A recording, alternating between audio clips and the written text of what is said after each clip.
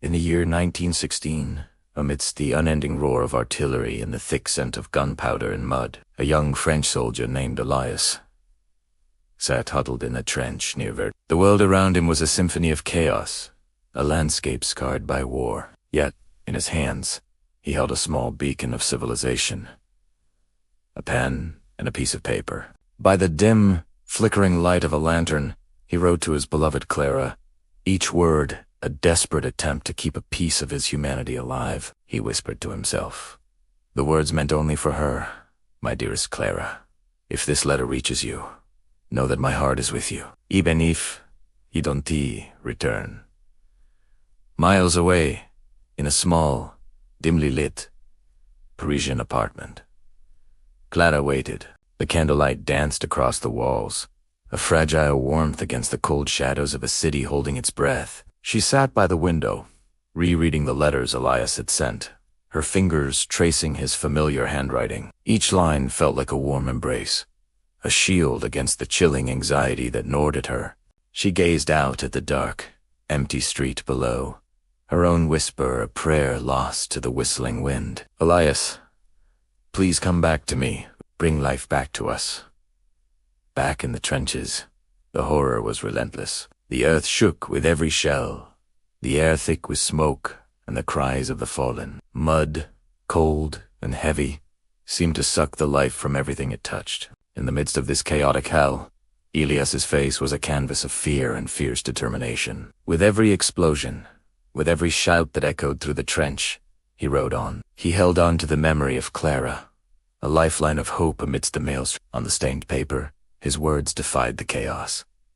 I know death is near, but my love for you is stronger than any bullet. But Elias didn't just write of his love and fear. He also became a chronicler of the small, defiant sparks of humanity he witnessed in the darkness. He wrote to Clara about his fellow soldiers, sharing stories that painted a picture of resilience she could hold on to. He described a young man who had lost a leg but still managed a smile that lit up his weary face. He told her of the fleeting, shared laughter that erupted when a shell landed terrifyingly close, but miraculously hit nothing. These were not just stories. They were proof that even in the cruelest of times, the human spirit could find a reason to smile, a reason to hope. And in Paris, these stories carried that hope directly to Clara's heart. One night, as the rain fell relentlessly, turning the trenches into a river of mud, Elias felt a cold premonition. Under the familiar dim light of his lantern, he picked up his pen for what he sensed would be the last time. Raindrops dripped from his helmet, smudging the ink on the page as he wrote. His voice was a raw whisper, a final testament. Clara, I may not return, but know my love is greater than all this fear, greater than everything. Protect your heart. This final letter was no longer just a message. It became a testament to a love so powerful it could stare into the face of death and not falter. It was a promise that his love would endure, even if he did not. The war eventually ended. The guns fell silent, and a fragile peace settled over the scarred landscapes of Europe. On the streets of Paris, though buildings bore the wounds of conflict, a quiet serenity began to return.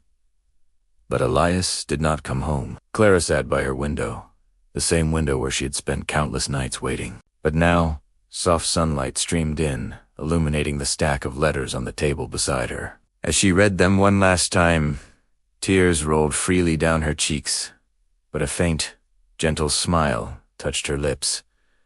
Elias was gone, but he wasn't lost. His letters remained, a testament to a love unbroken by war, by distance, by death itself.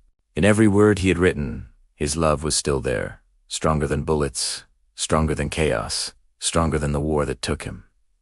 In the end, what truly survives the darkest moments? It isn't just stone or steel. It's the things we cannot see, but feel with all our being. On a candlelit table, a stack of letters sits, bathed in sunlight. They are a reminder that love, hope, and humanity are the most resilient forces in the universe. True strength is not measured by survival alone, but by the courage to love and to hope, even when surrounded by chaos. Thank you so much for joining me on this journey. If this story moved you, Please consider liking this video and subscribing to the channel for more content that explores the depths of the human spirit.